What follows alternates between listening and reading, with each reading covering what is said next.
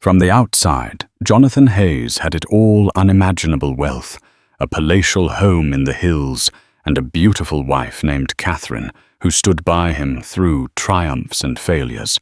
But behind closed doors, a single phone call shattered their picture-perfect life. It wasn't just any call. It was from the one woman Catherine never wanted to hear about. A mistress waiting in the wings, beckoning Jonathan to fulfill a promise he never should have made. He left in the dead of night without a word. Now days have turned into weeks. Catherine remains silent, and her silence is the loudest, most haunting sound Jonathan has ever heard. On a brisk autumn morning, sunlight spilled over the terraced gardens of the Hayes estate. Tall marble columns guarded the entrance to their mansion, a property so vast it even boasted a fountain specially designed by an award-winning Italian architect. Jonathan Hayes, a man in his mid-40s, had constructed his empire over 2 decades, starting with small-time real estate deals before scaling heights few believed were possible. His name frequently appeared in the society pages, but the public only saw the triumphant grin of a self-made millionaire. Behind that polished grin stood his wife of 15 years, Catherine. A gentle soul with an understated elegance, she was the glue that held the house together. At charity galas, Catherine rarely sought the spotlight. Instead, she often found small corners to talk to young, hopeful entrepreneurs or hold elderly patrons' hands. She was the definition of poise, but she was also a fortress keeping private pains hidden from all. That morning, Catherine was perched near the grand fireplace, stirring her tea in slow, pensive circles. Something about her quiet calm tugged at the air. Jonathan, fidgeting with a stack of documents before leaving for another high-stakes meeting, felt the tension thicken. She had not been herself for weeks, sleepless nights, forced smiles, absent-minded stares. Then came the phone call that changed everything. He answered in the hallway as Catherine watched. She recognized that look on his face in an instant. Shame, guilt, and a rush of panic. Minutes later, Jonathan tucked the phone into his pocket and announced he had to go right now. He left behind the smell of aftershave and a single question hanging in the silence. Who had called, and why did it matter so much that Jonathan left without a proper goodbye? 3 hours before Jonathan's hurried departure, his phone had buzzed while he was still in bed. He'd woken with a start, verifying that Catherine was still asleep, and tiptoed into the hallway. On the other end of the line was Andrea Caldwell, a name he had tried to bury in his past. Andrea was not just any woman. She was the one who had once become his escape from the pressures of his marriage and the weight of his business. Her voice was smooth, tinged with desperation. "We need to talk, Jonathan. It's urgent." He felt his chest tighten. "Andrea, I told you this has to stop." "No, it doesn't. Not this time." He hung up, heart-pounding, sweaty palms still clutching the phone. Why now? Why, after so many months of silence, had she resurfaced with an urgent demand? Andrea's call was the thread that threatened to unravel Jonathan's perfectly woven life. The affair had been a closed chapter, sealed by mutual regret. He had sworn to himself and to Catherine, though she knew only fragments of the truth, that he would never see Andrea again. And yet, in that moment, he realized he couldn't pretend her hold on him was completely severed. During breakfast, Catherine's watchful eyes seemed to penetrate his every attempt at casual conversation. It was as though she could sense the ghost of Andrea lurking in the background. Then the call came again, mid-morning, and she overheard just enough to understand who was on the other end. Catherine's hand trembled slightly around her teacup, but she said nothing. Jonathan knew he should tell his wife. Instead, He slipped out of the house, following Andrea's pull, like a man stepping onto thin ice, hoping it wouldn't crack under the weight of his guilt. The day dragged on like a monotonous sequence of phone calls, boardroom agreements, and polite handshakes Jonathan barely remembered. His mind was adrift, anxiously awaiting the moment he would have to face Andrea. Several times he almost cancelled, but something about her voice felt like a loaded threat. Dusk arrived, and the cityscape turned amber. From his office window on the 38th floor, he could see the congested streets below each set of headlights merging into a glow that resembled a swarm of fireflies.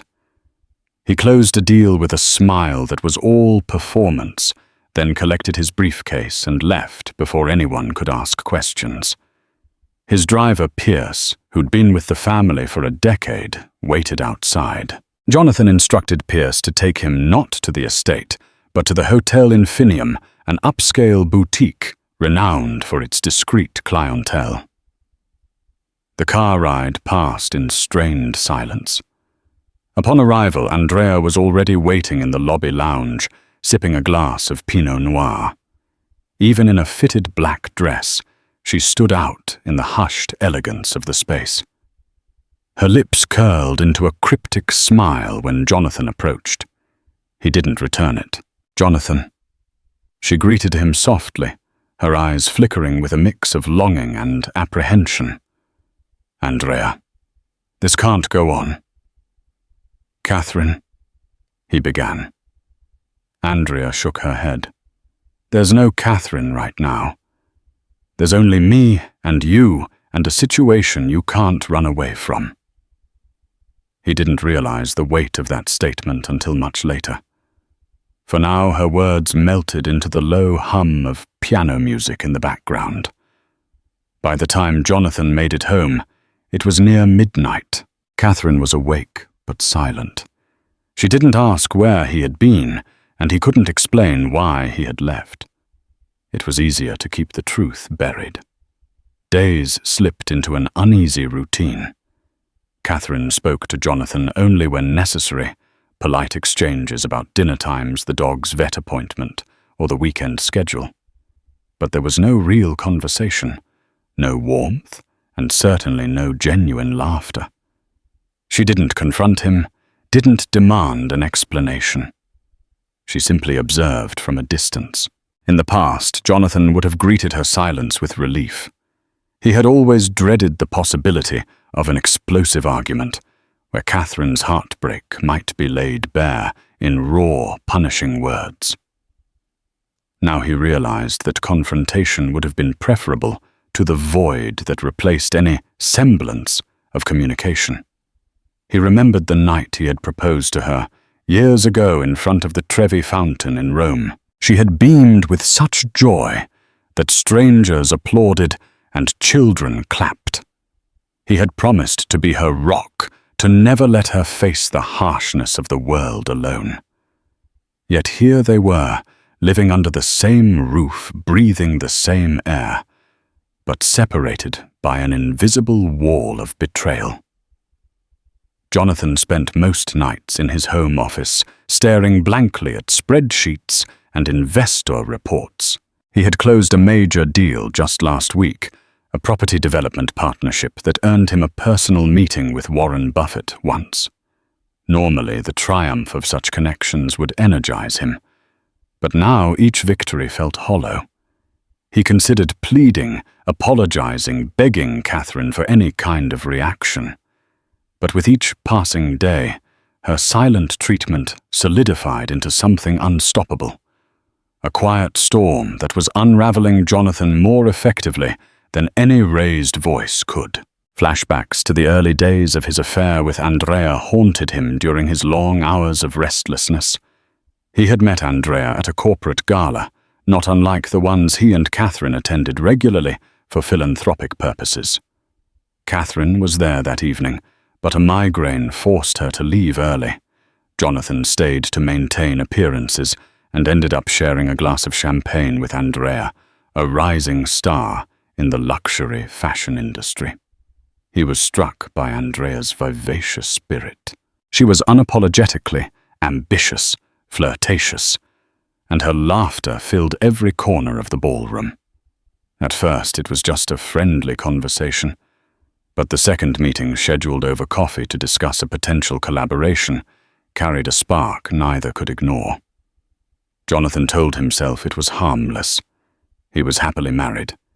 He had a son, Ethan, who was 13 at the time. In no way did he plan on risking his family. But Andrea's allure was magnetic. She challenged him, made him feel young, free. What started as a few stolen lunches evolved into clandestine weekend getaways. By the time he fully grasped the gravity of the betrayal, the damage was already done. Catherine confronted him with tears in her eyes, but also with a composed dignity that left him speechless. He promised it would end, and it did for a time. Yet the guilt never left him. It festered beneath every conversation, every affectionate gesture with Catherine, who had chosen to give him a second chance. Now, with Andrea's sudden reappearance, Jonathan feared the entire dark chapter was about to be ripped open again, and he had no idea how badly it would destroy the fragile peace he and Catherine had spent years building.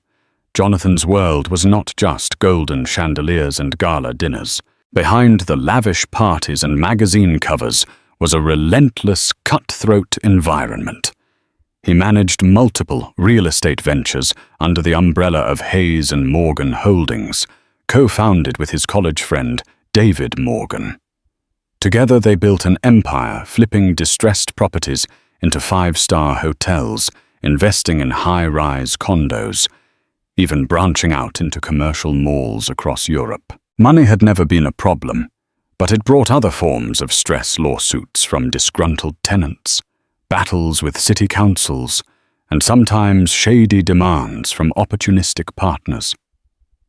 Jonathan prided himself on staying above board, ensuring that Hayes and Morgan remained a respected name. However, with each new deal, the stakes seemed to grow higher, and the margin for moral compromise often widened. Catherine was always there to ground him. She managed a charity foundation named after her late mother, Grace Anderson, dedicated to providing housing solutions for homeless families. Through this foundation, Catherine poured her heart into giving back, a stark contrast to the ruthless pace of Jonathan's corporate battlefield. She reminded him of their roots. Both had grown up in modest households. She insisted that success should never outshine empathy. But success had come so fast, so strong, that Jonathan felt like a passenger on a runaway train. He rarely found the brakes, nor did he always want to. The affair with Andrea, he often rationalized, was a twisted response to the suffocating demands on him. A poor excuse, but one he clung to for a time. Now, as his empire kept growing, so did the cracks in his once stable marriage, and the hush that fell over his home threatened to erode not just his family's unity, but also his carefully curated reputation. Andrea was not the type of woman to knock politely and wait for permission to enter someone's life. She burst in, set her own terms, and demanded compliance. That was how she had conquered the fashion world, and it was how she had managed to ensnare Jonathan in the first place. One afternoon, Jonathan found himself in the corner booth of an upscale sushi restaurant, facing her across a bamboo-laden table. Andrea had requested the meeting, no demanded it. He had hoped it would be their final conversation, but the tension in the air suggested otherwise. "I'm done making excuses," she began, her voice low. "I'm done waiting in the background while you decide what scraps of time and affection you can spare." Jonathan rubbed his temples. "Andrea, we agreed." It ended. "We can't keep—" "It might have ended for you." She cut him off, leaning forward, her eyes ablaze. "But what if I told you I'm not just here for closure, that I have something that could destroy the empire you've built. He felt his heart skip a beat. She slid a folder across the table. Inside were documents, email printouts, transaction details, and suspicious wire transfers. Jonathan's face went pale. Some of these transactions linked back to questionable deals he had made with a foreign construction firm years ago, deals that tiptoed the line of legality. Enough to spark a scandal at the very least. Andrea's smile was razor-sharp. Help me build my future, Jonathan, and maybe I'll forget to send these to the authorities, or worse yet, your precious Catherine. Jonathan realized this meeting was far from a mere emotional plea. Andrea had come armed with leverage blackmail, and he was staring at a ticking time bomb that threatened more than just his marriage. Back at the estate, Catherine carried on with her life in a methodical, almost mechanical way. She attended charity events, organized her foundation's latest housing initiative, and made sure Ethan was handling his university applications. At dinner, she'd inquire about Jonathan's day in the same polite tone she might use with a casual acquaintance. Yet she was no fool. Catherine sensed the dark cloud looming over her household. She knew something was brewing in Jonathan's life, something beyond just a case of midlife crisis. And if Andrea had indeed resurfaced, there was no telling what havoc she might wreak this time. Most telling of all was Jonathan's shift in demeanor. If the man was skilled at anything, it was compartmentalizing. But Catherine noticed subtle cracks, his restless pacing in the study, the way he stared at his phone, constantly expecting a call. And on the days Andrea must have summoned him, Catherine found the sheets on his side of the bed still cold by midnight. Yet she chose not to confront him. Not yet. She remembered her mother's words. Sometimes the loudest response is no response.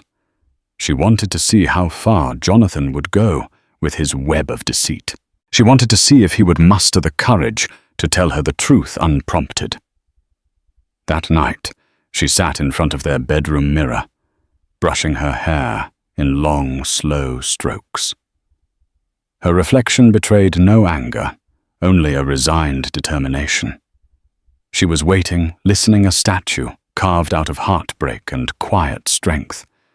If Jonathan thought her silence was a mere act of submission, he had no idea what was coming next. Jonathan felt trapped in a labyrinth of his own making. The blackmail Andrea dangled over his head was potent enough to end not only his marriage, but also his professional empire.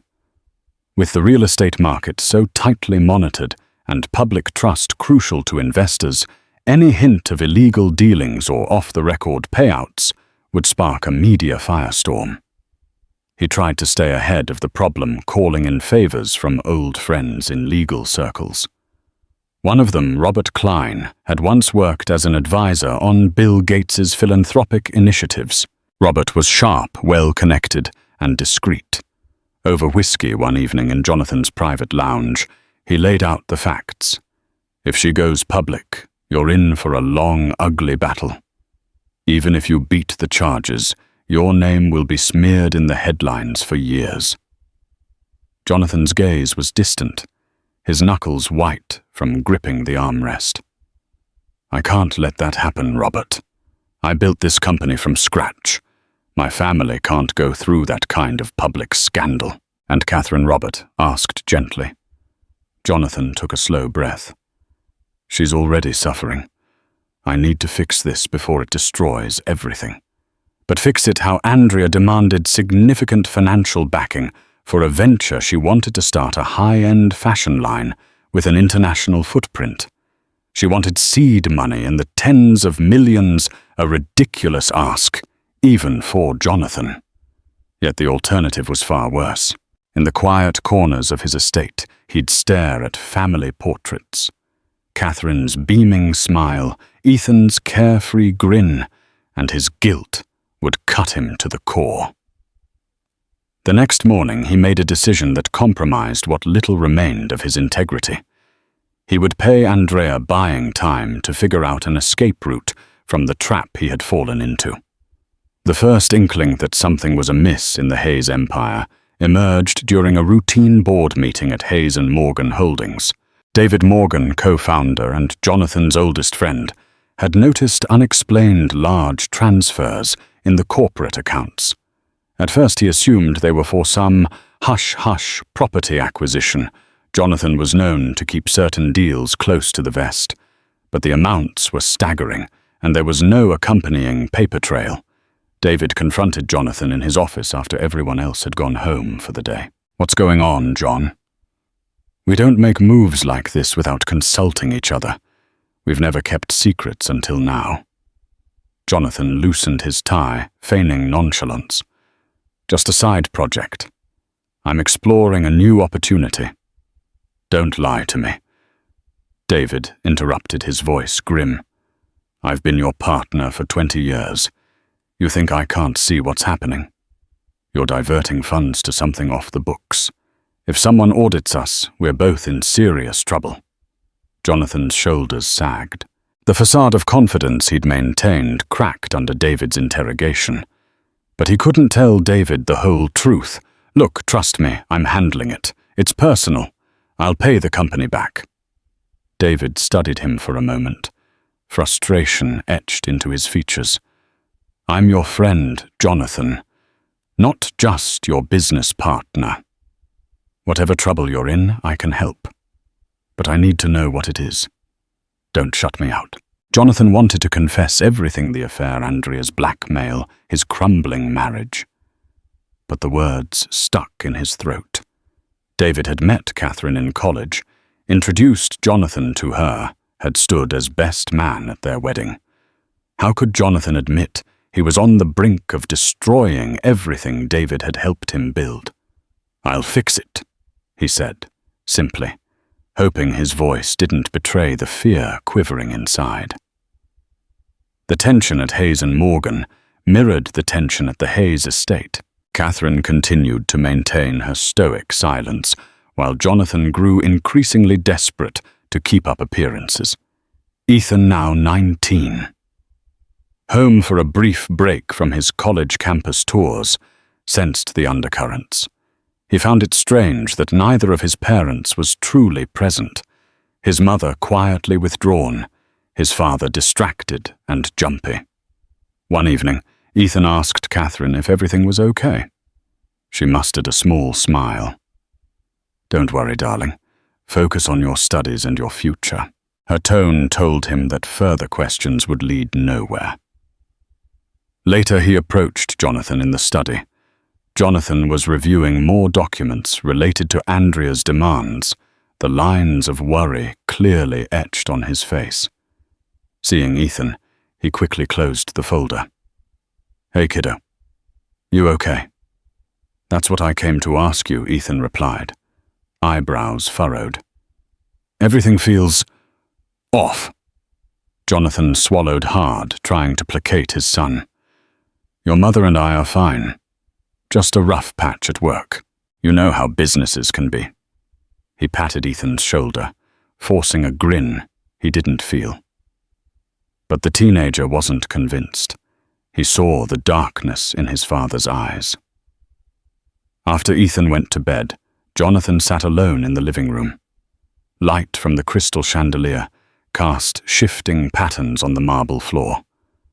The house was too big, too quiet, the grandeur mocking him. It felt like a palace-turned-prison. He reached for the family album on the coffee table, pages of happier times. A smiling Catherine holding a toddler, Ethan at the beach, a younger Jonathan, celebrating their first $1 million deal, stared back at him. He realized that if he didn't find a way out soon, those memories would be all that remained of a once loving family. Unbeknownst to Jonathan, Catherine was far from idle during her weeks of silence. She had always been a patient observer, and she used her understated composure to her advantage. While Jonathan was preoccupied with Andrea's blackmail and covert transactions, Catherine quietly hired a private investigator named Simone Keyes, a trusted contact from her charity network, who specialized in discreet inquiries for battered women and their children. Catherine intended to gather facts before deciding her next step. She wanted to know if Andrea truly was involved again, and if so, how deep the betrayal ran this time. She suspected there was more than mere adultery in play. Jonathan's frantic behavior signaled a problem that extended beyond romance. Simone's reports came in bits and pieces. First sightings of Jonathan, meeting Andrea at various upscale locales, restaurants, lounges, and once at the Hotel Infinium. Next came financial data gleaned from leaked sources. Catherine felt her stomach twist when she saw the sums involved. Andrea's demands clearly weren't for hush money alone. They pointed to something bigger, more sinister. Catherine took the news with a heavy heart, but also a sense of resolve. She would not confront Jonathan with accusations until she had the full story. Instead, she began to make quiet preparations on visiting her personal assets, adjusting the foundation's board structure, and updating her legal documents. It wasn't about retaliation. It was about ensuring she wouldn't be left powerless if Jonathan's house of cards came tumbling down. She refused to be a victim. If the day came that she needed to leave, she would do so with her dignity and her charity's integrity intact. Her mother had always taught her, in times of crisis, plan carefully and act decisively. Catherine intended to do just that. Andrea, emboldened by the initial transfers she had extorted from Jonathan, escalated her demands. She wanted not only financial backing, but also public endorsement, an invitation to high-profile events where Jonathan could introduce her as a business associate. In her eyes, that would lend her fashion label the credibility she craved. Jonathan balked at the idea. Appearing in public with Andrea would be social suicide for him and an explicit admission of their connection. But Andrea's threats were growing bolder. She alluded to a stash of incriminating documents, including emails that indicated more than financial improprieties, perhaps evidence that Jonathan had used inside information to outmaneuver competitors. One evening in the penthouse suite of a 5-star hotel, Andrea laid out her ultimatum. I want a partnership contract signed and a public announcement by next month. If you don't comply, I'll unleash every document I have. Her eyes burned with ambition. The lines of her designer dress and the glint in her jewelry spoke volumes about her hunger for luxury, power, and validation. Jonathan felt nauseous, pinned to the wall by the sheer weight of her demands. I can't just wave a wand and make it happen, he protested. I have shareholders. I have a family. You're asking me to destroy my reputation in the open. Andrea leaned closer. Your reputation, Jonathan, it's already on the line. The question is whether you want to control the narrative or let it devour you. She placed a manicured hand gently on his lapel. I have a vision for my brand. We both know you can make it happen. Let's stop pretending you're not going to cave. After she left, Jonathan slumped into a chair, sweat beading on his forehead. 1 month. He had 30 days before Andrea detonated the bomb that could ruin him. As pressure mounted, Jonathan found an unexpected ear in his longtime housekeeper, Rosa Martinez. Rosa had served the Hayes family for nearly a decade. She was a discreet figure in the household, managing staff schedules, organizing dinner parties, and ensuring the mansion ran like a well-oiled machine. One late night, Jonathan wandered into the kitchen in search of something to calm his nerves. He found Rosa cleaning up the scent of lavender and dish soap filling the air, usually reserved. Rosa caught the haunted look in Jonathan's eyes. Senor Hayes, she said softly, "Are you all right?" He paused, not knowing why. He felt compelled to confide in her. Maybe because she was there, and he had no one else he could trust without risking exposure. "I've made a mess of things, Rosa," he admitted, voice quivering. "A terrible mess that I might not be able to fix." Rosa set aside her cloth and looked at him with gentle concern. She knew nothing of the details, but she had seen the tension between Jonathan and Catherine, felt the heavy atmosphere permeating the house. "Sometimes it helps to speak with the ones we love," she offered, carefully choosing her words. "Silence can become a burden no one can carry alone." Jonathan exhaled sharply, letting the weight of her words sink in. Rosa, with her unwavering loyalty to the family, had given him a glimpse of clarity. He felt a flicker of courage, the smallest ember of hope. If he was to save his marriage, if there was any redemption left for him, he would need to break his own silence, even if Catherine refused to break hers. But the question remained. Could he speak the truth before the lies suffocated them both? Just when Jonathan thought he had a handle on Andrea's ultimatum, another complication arose. A stranger claiming to be a private investigator working for Andrea contacted him via an untraceable number. The man's voice was electronically distorted, but the message was clear. "We have evidence you wouldn't want to see the light of day. Keep the payments flowing." Alarm bells went off in Jonathan's mind. Andrea had never mentioned a partner in her blackmail scheme. Could she be collaborating with another entity? Or had her stolen documents fallen into the wrong hands? Desperate for answers, Jonathan confronted Andrea the next day in a quiet corner of a public park, out of earshot of potential eavesdroppers. She seemed genuinely startled by the accusation. "I didn't hire anyone, Jonathan. If someone's blackmailing you, it's not me or anyone I know." Her indignant expression suggested she was either an excellent actress or truly in the dark. The call itself was vague, but threatening talk of hidden recordings, financial logs, and even personal videos that could tarnish Jonathan's image if released.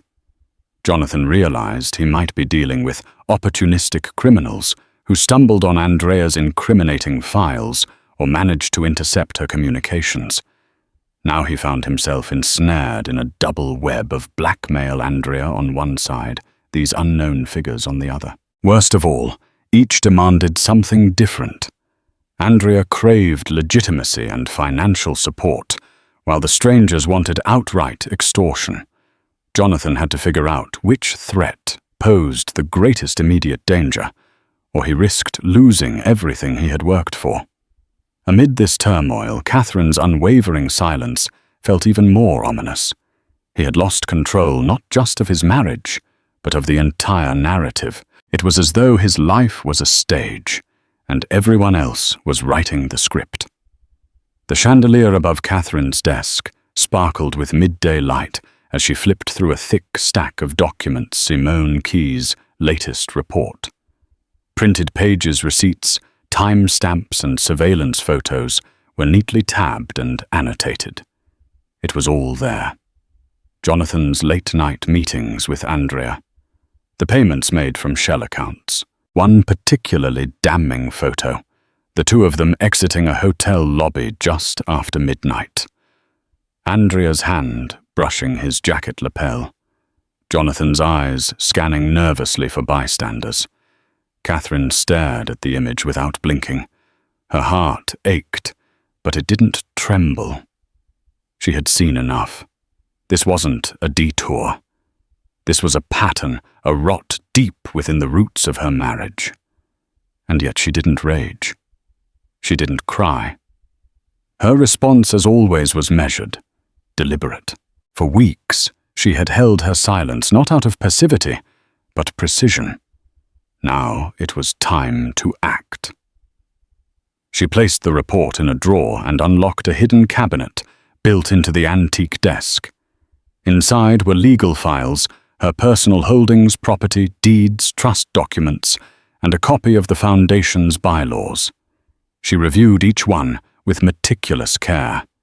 Catherine had spent years nurturing Grace House Foundation, named after her mother. The charity had grown from a small neighborhood initiative into a national non-profit. She'd raised funds, cultivated partnerships, and personally mentored hundreds of women escaping domestic instability. That foundation, her life's work, had to remain untouched by Jonathan's scandal. Step 1. Protect the foundation. She scheduled an emergency board vote to restructure its leadership. Though she would remain president, she distributed legal authority across 3 trustees. Should anything happen to her financially, the foundation would remain intact, autonomous, untouchable. Step 2. Protect herself. She gathered documentation, proving her independent ownership of key assets. 2 properties in her maiden name, separate bank accounts established before marriage, and an untouched inheritance from her grandmother. She quietly contacted a financial advisor and set up a trust. It wasn't about divorce. Not yet. It was about survival. Catherine refused to become collateral damage in Jonathan's spiral. Step 3. Prepare for confrontation. She still didn't know the full extent of Andrea's grip on Jonathan, but Simone's last update mentioned a troubling pattern in encrypted emails being forwarded to unknown parties. Catherine's instincts told her more players were involved now, possibly criminal ones.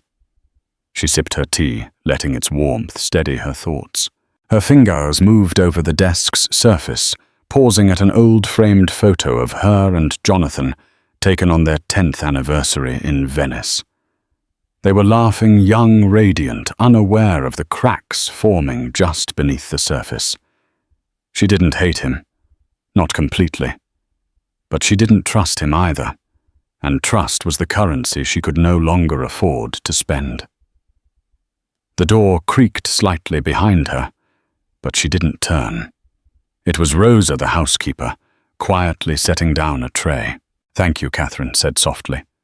Rosa hesitated. "Everything okay, Signora?"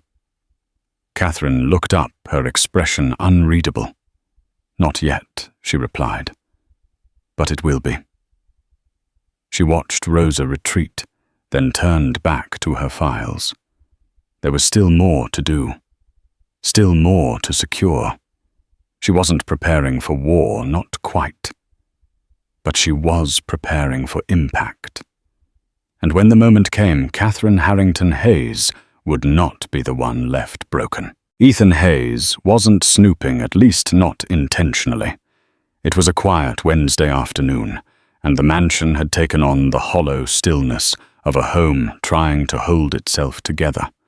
With both parents distant and preoccupied, Ethan had retreated to his room to finish a university application essay, but his laptop charger had vanished. After turning his room upside down, he remembered seeing a spare one in his father's study weeks ago.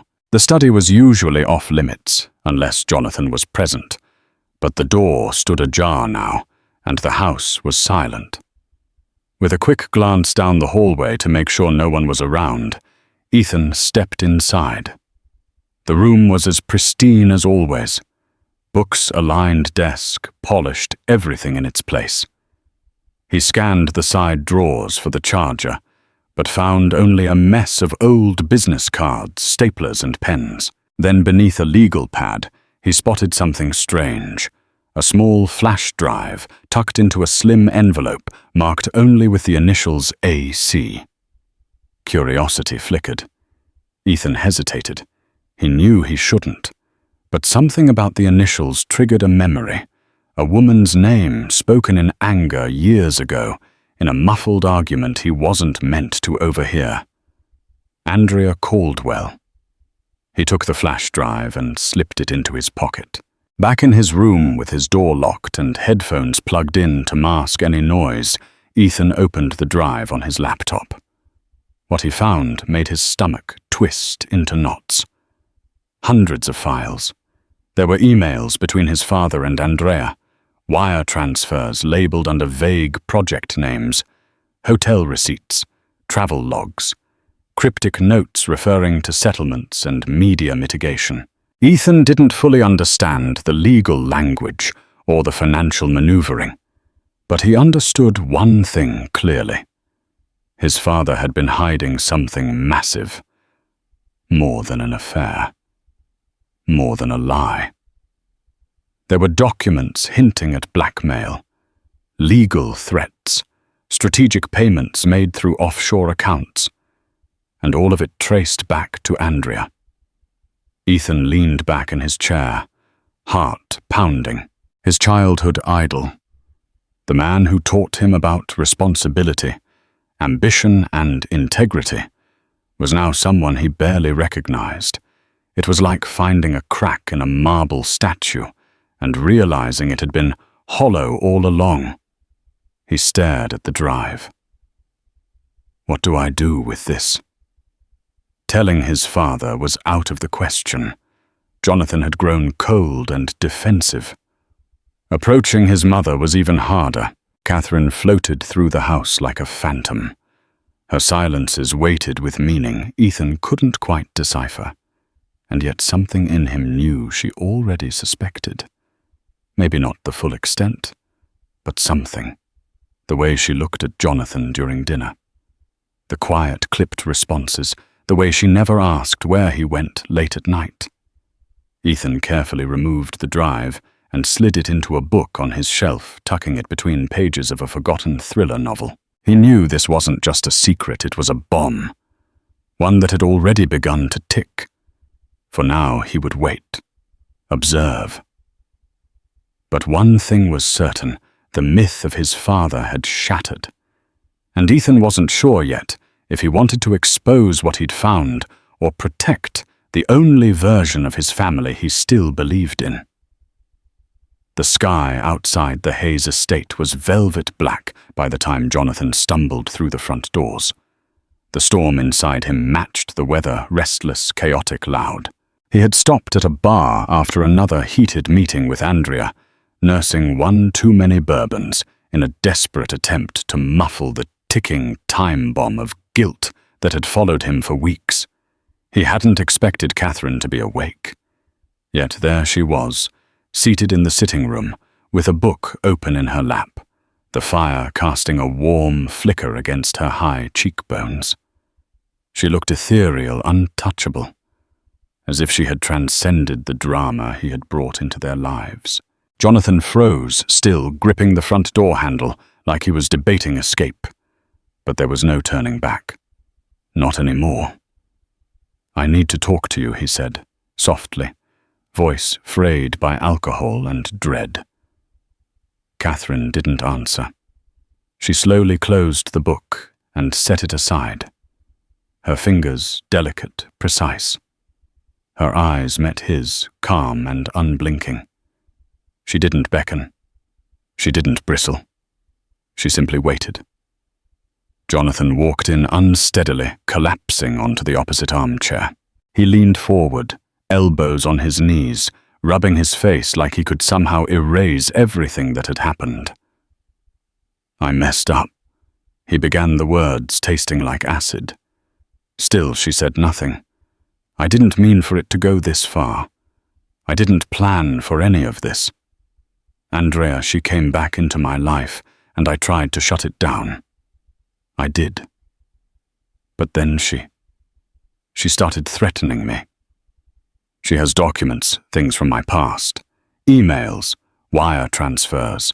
She's blackmailing me." A long silence stretched between them. The only sound was the soft crackle of the fire. "She's not the only one," he added, voice cracking. "Someone else got hold of her files. They're demanding money too. I'm trapped, Catherine." She tilted her head slightly, studying him, like a surgeon about to make an incision. "I've spent weeks trying to fix it, trying to keep it from exploding," he continued. "And all this time, you've been here, silent, watching me fall apart. Why didn't you ask, Why didn't you confront me? She finally spoke, her voice quiet, but razor sharp. Because I wanted to see if you would choose the truth on your own. Jonathan's chest tightened. And you didn't, she added, eyes glinting with disappointment. You waited until the walls were caving in, and the headlines were coming for you. That's not a confession, Jonathan. That's survival. He felt the sting of her words more deeply than any slap. He reached out, but she didn't move. I didn't want to lose you, he whispered. You already did, she replied. He sank back, defeated. Is there anything left for us? She rose from her seat with regal grace. That depends on whether you start telling the whole truth, not because you're cornered, but because you finally respect me enough to stop lying. She walked toward the hallway, stopping briefly beside him. You should sleep. Tomorrow's storm is coming, and you'll need clarity.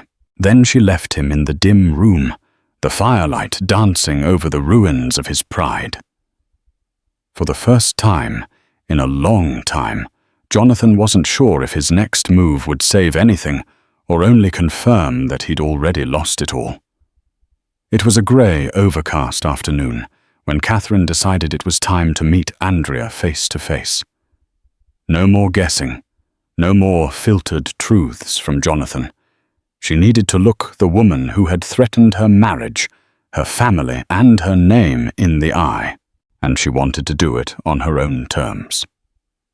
I want to meet her, Catherine had told Jonathan that morning, in a tone so calm it frightened him more than any outburst could have. Jonathan's reaction was immediate. Catherine, that's not necessary. She raised a single brow. It's necessary to me. He nodded slowly, realizing resistance would only make things worse. Catherine was no longer in waiting mode. She was in control. Later that day, they arranged a private lunch at a quiet French bistro on the outskirts of the city, one Catherine had often used for discreet charity donor meetings, neutral ground, elegant but secluded. Andrea arrived first. She wore a tailored black blazer over a silk blouse, every detail of her outfit curated to radiate power. But even her high heels couldn't disguise the slight stiffness in her stride as she spotted Catherine waiting at a corner table by the window. Catherine greeted her with a composed nod. Andrea. Mrs. Hayes. Andrea returned, sitting down slowly. Catherine, she corrected. No need for pretense today. Andrea's lips twitched into a smirk. Fair enough. A tense silence settled over the table as the waiter brought water and menus neither of them touched. Finally, Catherine leaned forward. I didn't come here to fight, she began. I came here to ask why. Why take this path? Blackmail, manipulation, financial extortion. You had other options. Andrea's gaze didn't waver. Did I? She said coolly. Because from where I sat, I was discarded. Tossed aside so Jonathan could go back to his picture-perfect life. He got to start over. I didn't. You made your choices, Catherine replied, her tone sharp but not cruel. You knew he was married. You knew there was a family involved. Andrea scoffed. I also knew he was miserable. And when he told me it was over, I accepted it. For a while. But then I saw him again on TV, at events smiling like nothing ever happened, and I realized men like Jonathan never pay the price unless someone makes them. Catherine's expression didn't change, but her voice dropped a register. So that's what this is about. Vengeance. Andrea leaned back in her chair. No, it's about leverage. It's about ensuring I get something out of the years I wasted on him. You got time. You got memories. And now you want a legacy funded by blackmail." Andrea's smile faltered for the first time. "Call it whatever you want. I'm getting what I deserve." "No," Catherine said, evenly standing. "You're not. What you deserve is a life free of bitterness.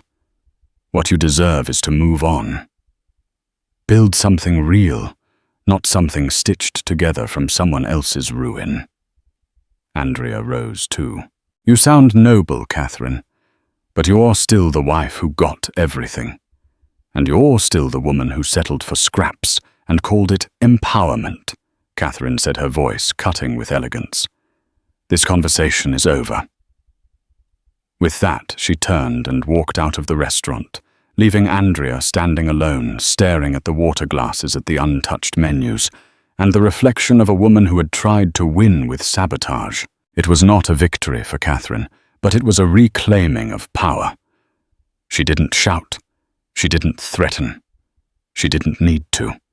Her presence had said enough, and as she stepped into the waiting car, Jonathan looked at her with something close to reverence and a fear that she might be preparing to leave him behind entirely. The reckoning came not with a bang, but with a whisper, an anonymous email quietly forwarded to a prominent investigative journalist at the Business Ledger. Attached were scanned documents, financial records, and threads of correspondence so damning they needed no dramatic flourish. Within hours, the story hit the wire. Illegal dealings uncovered at Hayes & Morgan Holdings emails. Suggest. Years of secret payouts. Backdoor transfers. Jonathan Hayes stared blankly at the headline glowing on his phone screen. He was in the middle of a conference call when it broke, and the moment he read the alert, his voice caught. Panic rose like boss in his throat. The fallout was immediate. Phone calls from alarmed board members harangued non-stop. Investors demanded answers. A red banner flashed across financial news networks, showing Hayes & Morgan's stock plummeting by the hour.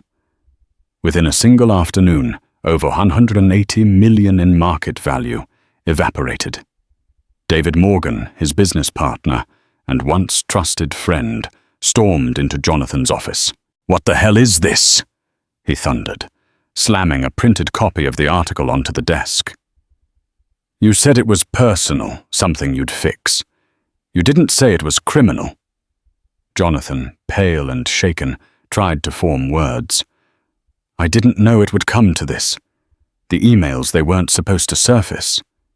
But they did." David snapped.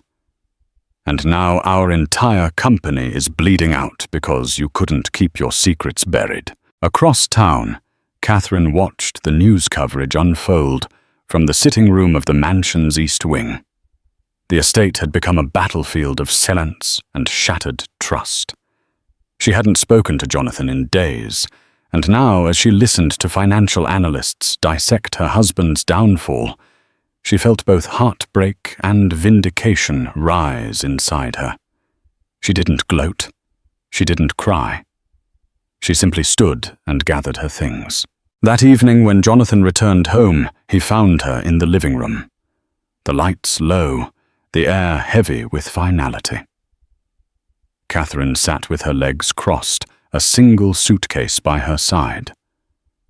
"I've spoken with my attorneys," she said calmly, not bothering to look up as he entered. "The foundation is secure. Ethan is staying with me. We'll be moving into the townhouse temporarily. You'll remain here until further notice." Jonathan swallowed hard. "Catherine, please. Don't go.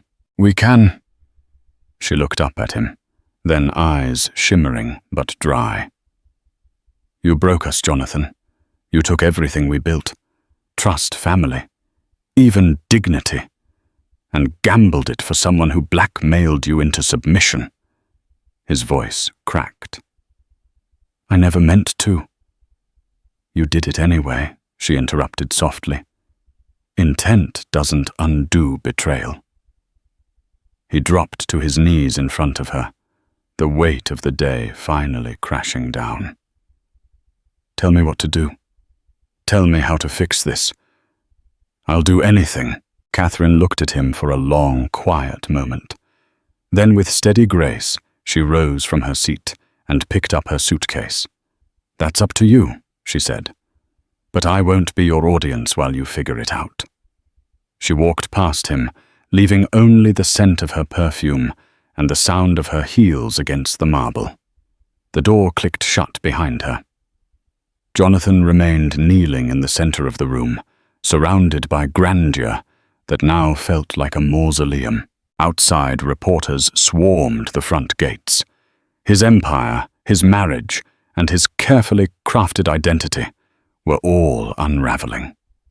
And through it all, Catherine's silence echoed louder than any condemnation ever could.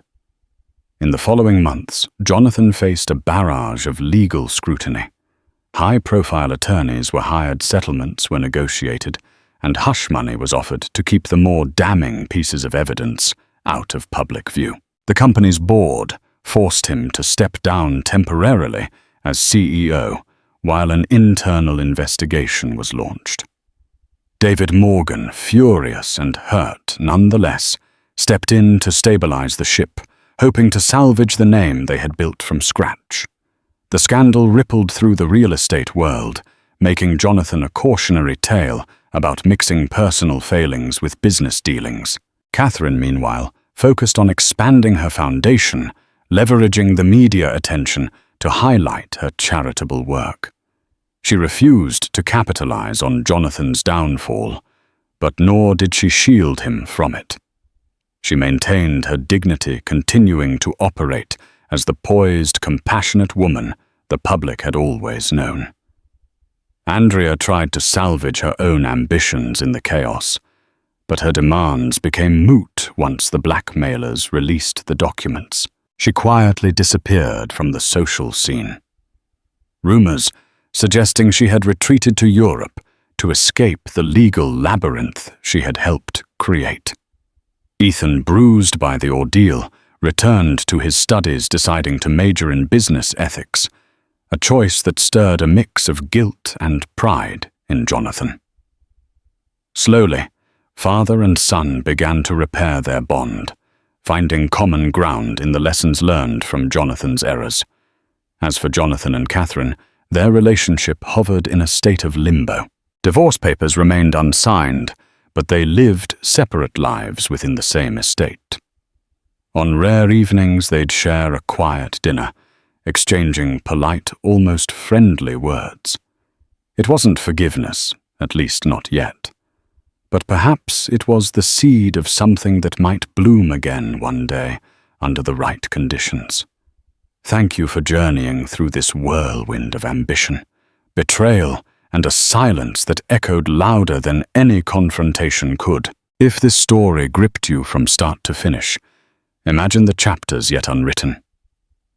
Could Jonathan and Catherine mend their fractured trust, or is all lost beneath the weight of broken vows and corporate scandal? Only time will tell if regret can blossom into redemption. If you enjoyed this dramatic tale, please give this video a like, share it with fellow story lovers, and subscribe to the channel for more stories that dive into the human heart with all its flaws and hopes. By engaging with our content, you help us continue spinning tales that challenge, entertain, and inspire. Stay tuned for the next gripping journey, because every secret, every silence, and every confession has a story worth telling. Thank you for watching.